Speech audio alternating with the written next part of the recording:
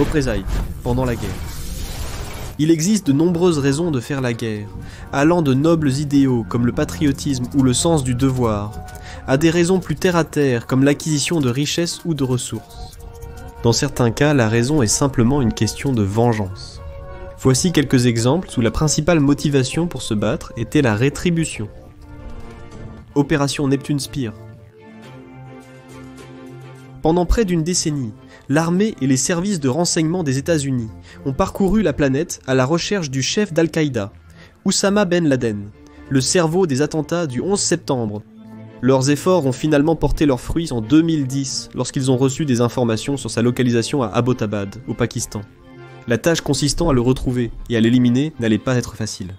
Bien qu'il soit probablement sur place, rien ne le garantissait. De plus, l'enceinte était entourée d'un mur élevé, surmonté de fils barbelés, et conçu pour offrir une visibilité limitée. Une telle opportunité étant trop précieuse pour être manquée, le président Barack Obama autorisa l'opération Neptune Spear. En janvier 2011, une réplique de l'enceinte a été construite en Caroline du Nord. Là-bas, des membres du DevGru, abréviation de Development Group, mieux connu sous le nom de SEAL Team 6, se sont entraînés pour leur mission sous la direction du vice-amiral William McRaven. L'objectif était simple, trouver et capturer ou tuer Oussama Ben Laden.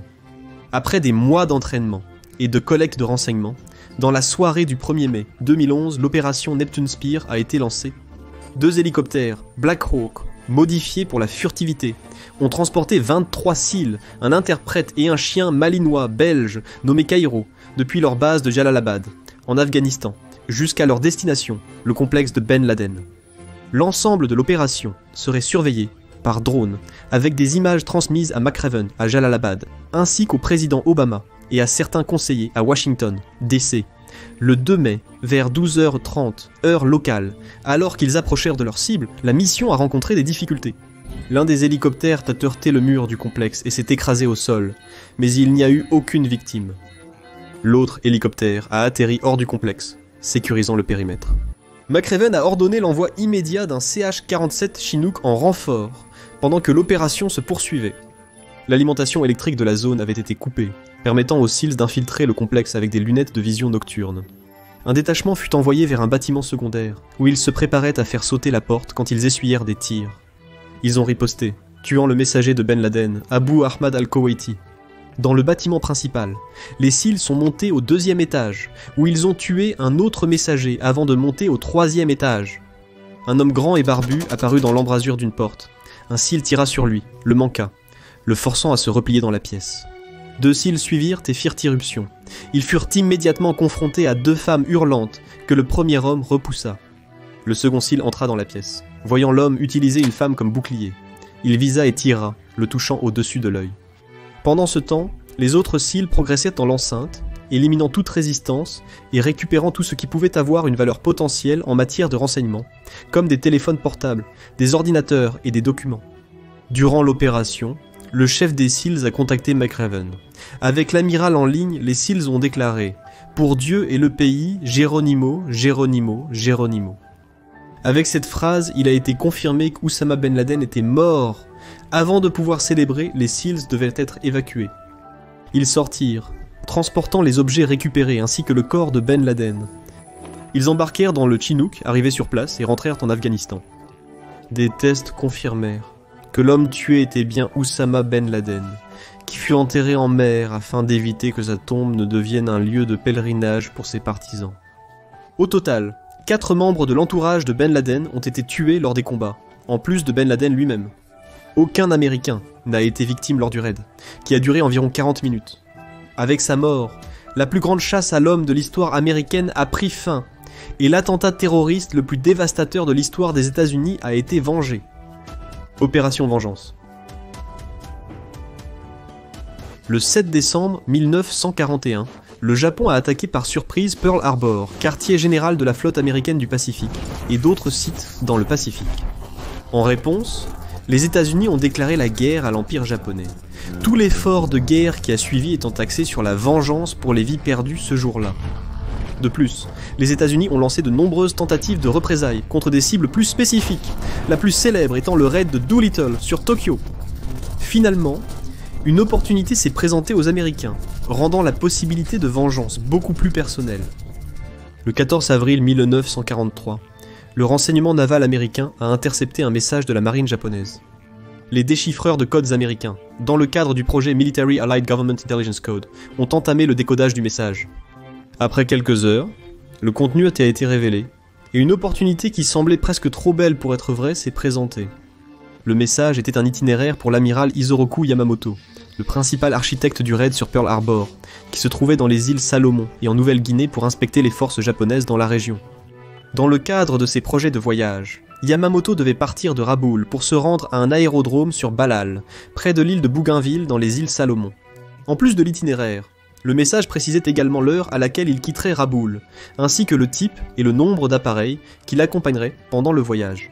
Yamamoto voyagerait à bord de l'un des deux bombardiers Mitsubishi G4M, surnommé Betty par les Alliés, et il serait escorté par 6 chasseurs Mitsubishi A6M0.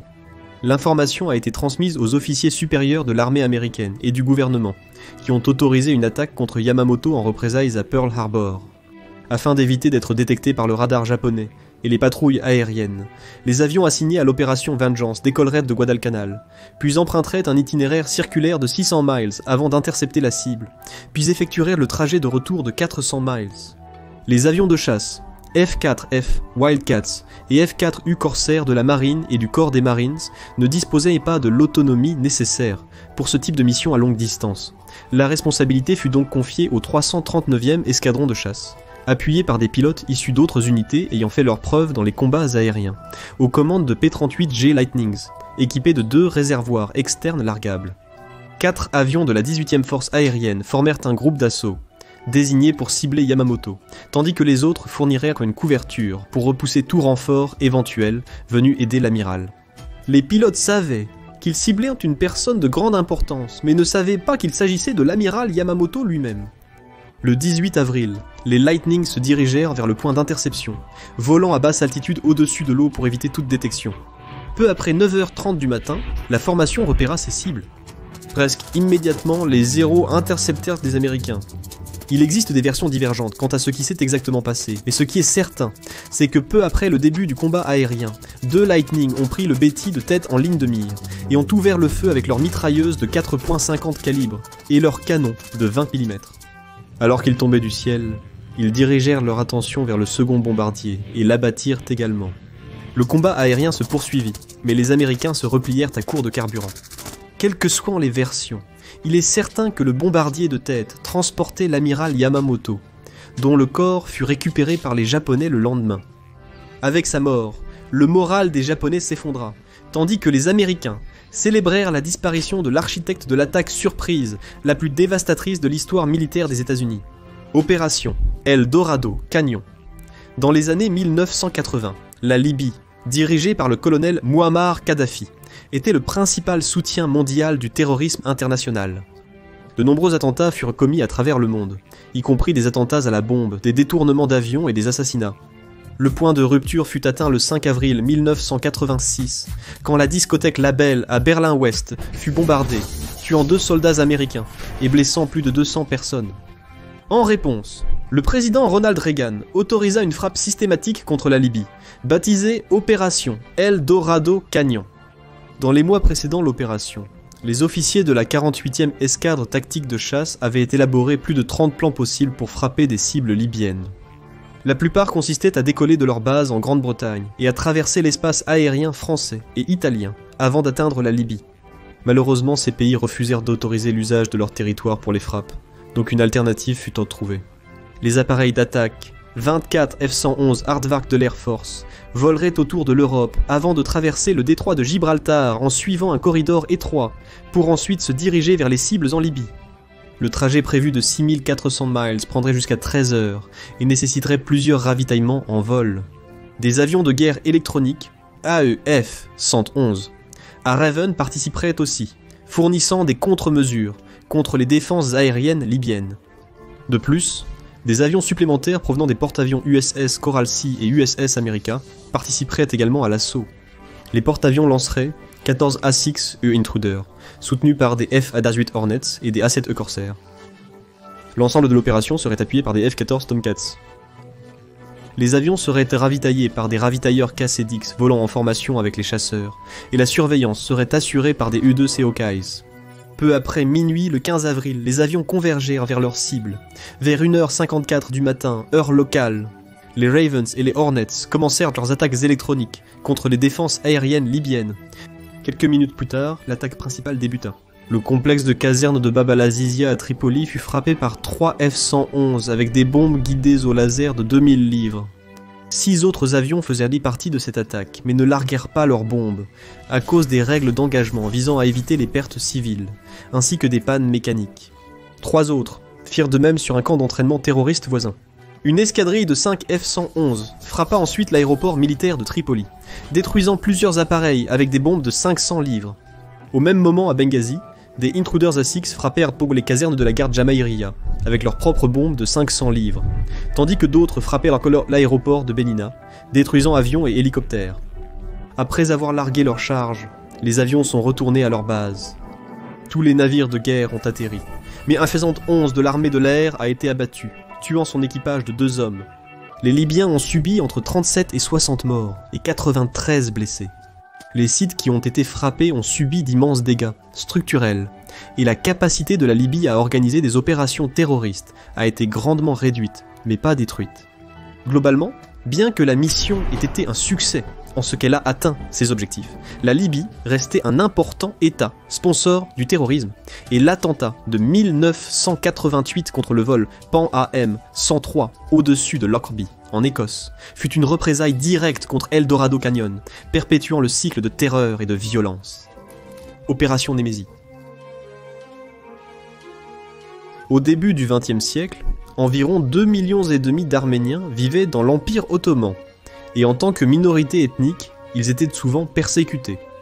Quand la Première Guerre mondiale éclata, les Ottomans s'allièrent aux puissances centrales, composées de l'Empire allemand, de l'Autriche-Hongrie et de la Bulgarie. Bien qu'il y ait eu plusieurs causes menant finalement au génocide arménien, le catalyseur final fut la bataille de Sarikamish, où les Russes infligèrent une défaite décisive aux Ottomans. Les jeunes Turcs, la coalition qui dirigeait l'Empire ottoman, utilisèrent les Arméniens comme boucs émissaires pour ce désastre et commencèrent une politique d'élimination systématique d'eux et d'autres groupes chrétiens d'Asie mineure. Les soldats arméniens étaient désarmés et envoyés dans des bataillons de travail où ils étaient épuisés jusqu'à la mort. Les villages situés le long de la frontière russe étaient exterminés sans provocation, et toute résistance était utilisée comme prétexte à de nouvelles attaques. La population arménienne était déportée en Syrie, forcée de marcher sur cette distance. Tous ceux qui étaient à la traîne ou tentaient de fuir étaient tués. Une fois dans les camps de concentration en Syrie, les détenus faisaient face à des conditions horribles, et beaucoup mouraient de faim, de soif ou à cause des intempéries, tandis que d'autres étaient exécutés de manière indiscriminée. Durant ces persécutions et déportations, entre 600 000 et 1 500 000 Arméniens, ainsi que d'autres, furent tués. Après la guerre, des procès furent tenus en réponse aux atrocités commises, et plusieurs protagonistes majeurs furent reconnus coupables par contumace, ayant fui le pays après la défaite ottomane, tandis que d'autres étaient détenus par les autorités britanniques. Ces hommes furent plus tard échangés contre des prisonniers britanniques détenus par les Ottomans, et la plupart s'enfuirent à l'étranger. La Fédération révolutionnaire arménienne, un groupe cherchant à libérer politiquement l'Arménie, voulait se venger des responsables. Le plan résultant, nommé Opération Némésis, d'après la déesse grecque de la rétribution, incluait une liste de fonctionnaires ottomans à assassiner. En tête de liste se trouvait Talat Pacha, l'architecte principal du génocide arménien. Le 15 mars 1921, Talat vivait à Berlin et venait de quitter son appartement lorsqu'il fut repéré par le nationaliste arménien Sogomon Talarian. Traversant la rue en courant, il fit demi-tour pour s'assurer qu'il avait la bonne personne. Une fois sûr, il passa près de Talat, sortit un pistolet, posa le canon contre son cou, puis appuya sur la détente. Une foule d'observateurs appréhenda rapidement Talarian, qui fut jugé pour meurtre, mais fut finalement acquitté. Bien que ce soit l'assassinat le plus célèbre, il y eut beaucoup d'autres sur la liste de cibles de l'opération Némésis. Khan Javanchir fut abattu à Constantinople alors qu'il rentrait à son hôtel après une visite au théâtre. Saïd Halim Pacha fut tué à Rome en descendant d'une voiture. Behadine Shakir et Jamal Azmi furent abattus à Berlin alors qu'ils se promenaient tranquillement en ville. Dejimal Pacha et ses 2 gardes du corps furent tués à Tiflis, en Géorgie, sous une pluie de balles. En plus de ces hauts fonctionnaires, l'opération Némésis assassina aussi d'autres cibles de moindre priorité, comme des collaborateurs arméniens. Pour la plupart, les assassins furent soit acquittés lors de leur procès, soit purent y s'échapper, bien qu'un seul ait été capturé par l'Union soviétique et envoyé dans un goulag, où son sort ultérieur reste inconnu. Maria Oktyabrskaya. Pendant la Seconde Guerre mondiale, les femmes soviétiques servirent dans l'armée rouge. Non seulement dans des rôles d'arrière-garde comme dans d'autres armées, mais aussi en première ligne. Plus célèbrement, les équipages du bombardier surnommés les sorcières de la nuit furent renommés pour leurs exploits aériens. Mais les femmes soviétiques combattirent aussi comme tireuses d'élite, équipages de chars et dans beaucoup d'autres fonctions de combat. La plupart étaient motivées par le patriotisme ou le sens du devoir, mais pour l'une d'elles, la motivation fut la vengeance. Maria Vassilievna est née en 1905 dans ce qui est aujourd'hui l'Ukraine. Fille de 10 enfants, elle travailla finalement dans une conserverie, puis comme opératrice téléphonique. En 1925, elle épousa l'officier de l'armée rouge Ilya Fedotovitch Ryadnenko, et tous deux prirent le nom d'Oktyabrskaya, signifiant octobre, en référence à la révolution d'octobre. Après son mariage, elle s'investit pleinement dans l'armée rouge, recevant une formation d'infirmière. Quand les Allemands lancèrent l'opération Barbarossa en 1941, Maria fut évacuée en Sibérie. Là-bas, elle apprit qu'Ilya avait été tué dans les combats intenses près de Kiev. Au lieu de sombrer dans le chagrin, Maria se mit en colère et se présenta au bureau de recrutement le plus proche. Elle fut refusée mais ne se découragea pas. Elle vendit presque tous ses biens et envoya l'argent au fonds de défense soviétique pour financer un char, suivi rapidement d'une lettre adressée au leader soviétique Joseph Staline, lui-même, dans laquelle elle déclara brutalement, je cite, « Je veux me venger des chiens fascistes pour sa mort et pour la mort du peuple soviétique torturé par les barbares fascistes. » Fin de citation. Voyant l'usage possible à des fins de propagande de son engagement, Staline approuva sa demande, et bientôt Maria fut envoyée dans un programme de formation de 5 mois pour conductrice de char. Après avoir obtenu son diplôme de conductrice et mécanicienne, elle reçut un char, un T-34, qu'elle baptisa Boyovaya Podruga, ou camarade de combat, et avec le reste de son équipage partit au combat. Son baptême du feu eut lieu en 1943. En tant que membre de la 26e brigade de chars de la garde, du 2e corps de chars de la garde, cette combattante a affronté l'ennemi près de Vitebsk, en Biélorussie.